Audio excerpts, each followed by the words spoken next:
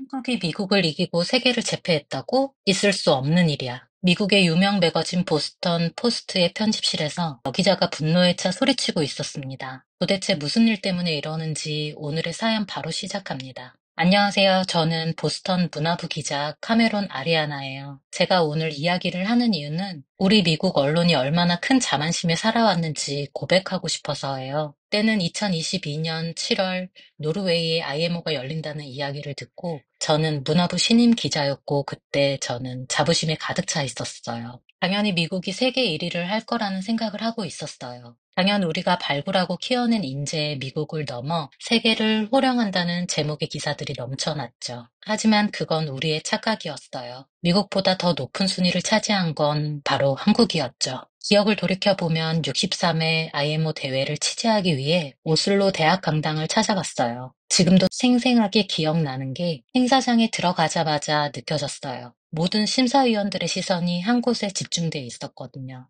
그곳엔 바로 한국 대표팀이 있었어요. 전 세계 수학 천재들만 모아놓은 자리에서 한국이 왜 주목을 받았을까요? 그건 바로 계산기를 사용 안 하고 암산으로만 문제를 풀었거든요. 특히 인상적이었던 것은 기하학 문제를 해결하는 과정이었어요. 3차원 도형의 회전을 다루는 문제에 다른 참가자들이 복잡한 좌표 변환식을 써내려갈 때 한국팀은 종이를 접어가며 직관적인 해답을 찾아내고 있었죠. 그 모습을 실제로 본 저는 깜짝 놀라서 입이 다물어지지 않았어요. 한국 대표팀이 이렇게 뛰어난 성적을 내는 것을 보면 대다수의 학자들은 한국 교육 시스템의 우수성을 손꼽더라고요. 한국 수학교육 시스템은 제가 충격을 받을 정도로 체계적이었어요. 자세히 들여다보면 한국 학생들은 어린 시절부터 구구단을 외우고 놀이로 승화를 시켜 숫자에 대한 거부감을 없애고 있었죠. 미국에서는 상상도 할 수 없는 시스템이었어요. 특히나 놀랐던 것은 한국 대표팀 선발 과정이었어요. 수학 실력은 물론이거니와 언어,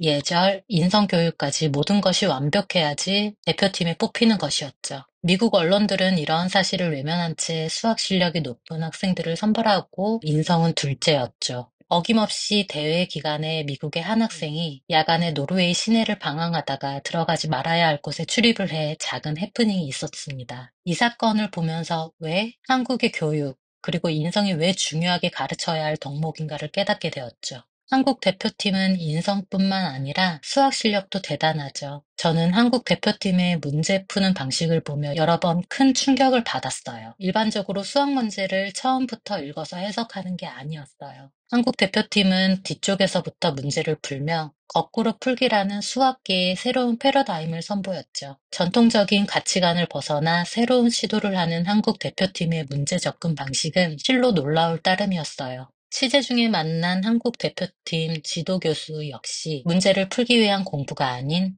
개념을 이해하기 위한 공부를 한다. 수학은 결국 패턴을 읽는 능력이다라고 말하기도 했죠. 한국팀 지도교수를 보며 저희 나라 코치를 다시 봤는데 학생들에게 아무 관심이 없는 모습을 보며 참 허탈했어요. 대회 둘째 날 선전에 선전을 거듭하며 한국 대표팀은 순항을 하고 있었죠. 문제를 푼 지 한 30분 지났을까요? IMO 심사위원들은 술렁거리고 있었어요. 한국의 한 학생이 보여준 혁신적인 풀이법은 심사위원을 놀라게 하고 있었죠. 기존의 풀이법보다 훨씬 간결하고 창의적인 이 방법은 심사위원들 사이에서 즉시 K-매스매틱이라는 이름을 바로 얻었죠. 이는 결과로 이어졌어요. 한국 대표팀은 미국을 침몰시키며 종합 2위를 기록했어요. 개인 성적을 보면 입이 떡 벌어져요. 금메달 3개, 은메달 3개, 총 208점으로 종합 2위를 기록했습니다. 특히 이번 대회에서 최우진 학생은 42점 만점 중 무려 40점을 획득해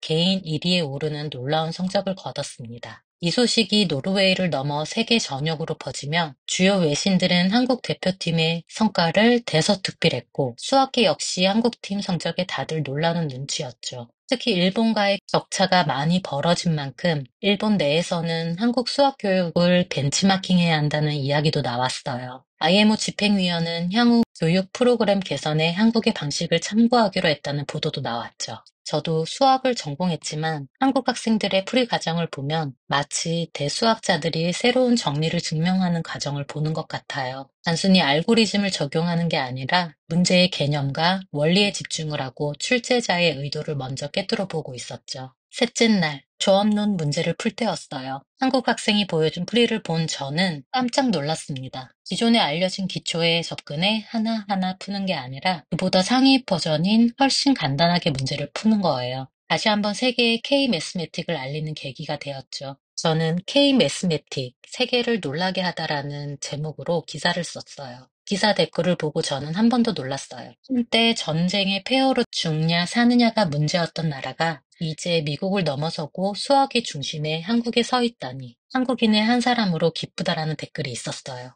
한국 수학이 발전을 할 수 있는 이유에는 여러 가지 이유가 있지만 제가 생각했을 때에는 문제를 많이 풀어 양적으로 다가가기보다 개념적 이해가 우선이었다는 것을 꼽고 싶어요. 이게 쉬운 것 같지만 시청자분들도 아실 거예요. 단순 암기를 통해서 문제를 풀면서 기술을 익히는 게 아니라 개념을 이해하는 게 가장 중요하다고 생각해요. 그걸 한국 대표팀이 증명을 해냈죠. 처음에는 느릴 수 있지만 레벨이 올라가면 올라갈수록 더 쉽게 문제를 풀 수 있죠. 이뿐만이 아닙니다. 한국 대표팀은 수학자가 가져야 할 첫 번째 태도, 주어진 문제를 그대로 푸는 게 아니라 새로운 접근 방식을 찾는 게 한국 수학 교육의 키포인트입니다. 문제를 고지고대로 푸는 게 아니라 항상 의심하고 창의적으로 문제를 해결하는 게 한국 교육의 키포인트죠. 제가 이렇게 알게 된 것도 이번 취재를 통해서 한국이라는 나라에 대해 알게 됐어요. 한국이라는 나라에 대해 간단히 말하자면 일제 강점기 시대를 거쳐 북한의 침공, 전쟁으로 인해 온 나라는 아수라장이 되었어요.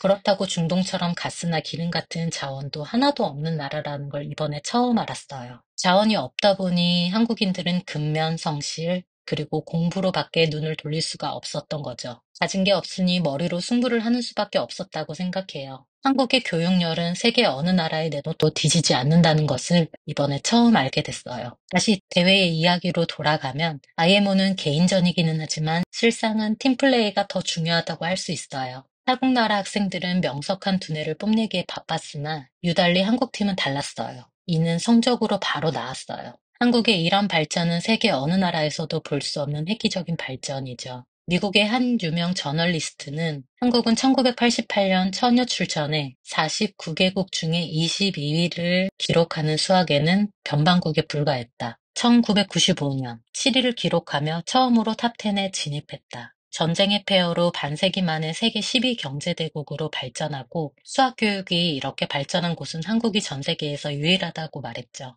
한국은 2012년, 2017년에도 미국과 중국을 누르고 세계 1위를 기록했던 적이 있어요. 근래에 들어서는 이번에 2위를 기록한 게 최고 순위예요. 인구 5천만밖에 안 되는 한국이 이뤄낸 성과라고는 정말 믿기 어려운 수준이에요. IMO가 끝나고 나서는 유럽 열강에서 수학 교육 시스템을 벤치마킹 하자는 바람이 불었죠. 특히나 독일에서는 한국 수학 교육 전문가를 조빙해 강연을 하기도 했어요. 아시아의 맹주 일본도 자존심을 굽혀가며 한국 교재와 커리큘럼을 도입하기 시작했죠. 이번 IMO 한국 대표팀의 성과를 취재하면서 미국 아이비리그 수학 공동연합체의 협회장인 제널드 홍 교수를 만나기까지 했어요. 홍 교수는 최근 수리 물리학 분야에서 획기적인 연구 결과를 발표해 세계의 주목을 받고 있는 분이죠. 홍 교수는 저와의 인터뷰에서 내가 수학을 잘했다기보다 한국 수학 교육 시스템이 나를 수학 천재로 만들었다. 지금 미국에서 생활하고 있지만 한국과 미국의 시스템은 하늘과 땅 차이다. 내가 한국 사람이라 그런지 몰라도 구구단을 외우고 주먹으로 구구단을 했던 시절은 수학이라는 장애물을 없애는 계기가 되었다라고 했죠. 홍 교수가 말한 교육 방식은 단순히 IMO와 같은 올림피아드 수학 경시 대회에서의 결과뿐 아니라 미래의 수학자와 과학자를 양성하는 데 화수분 역할을 하고 있습니다. 실제로 한국의 많은 IMO 메달리스트들은 하버드, 콜롬비아, MIT 등 세계의 유슈 대학에서 수학, 물리학, 컴퓨터 과학 분야에서 새로운 연구 성과를 내고 있었죠. 최근 발행된 사이언스 매거진에 실린 기사만 보더라도 한국의 한 수학자가 게놈 23번 지도에 대한 실마리를 풀어내 화제가 되곤 했죠.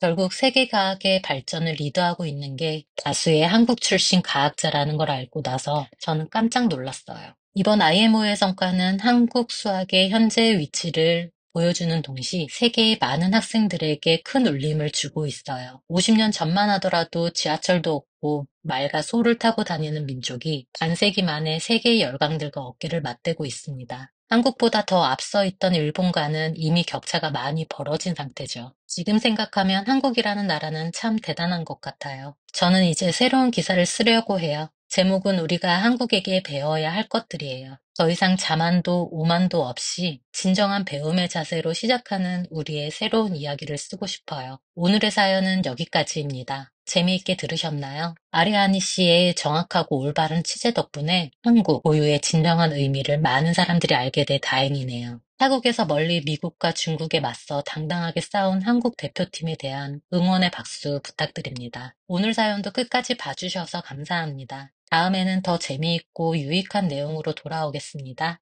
여러분들의 구독과 좋아요, 알림 설정은 영상 제작에 큰 힘이 됩니다.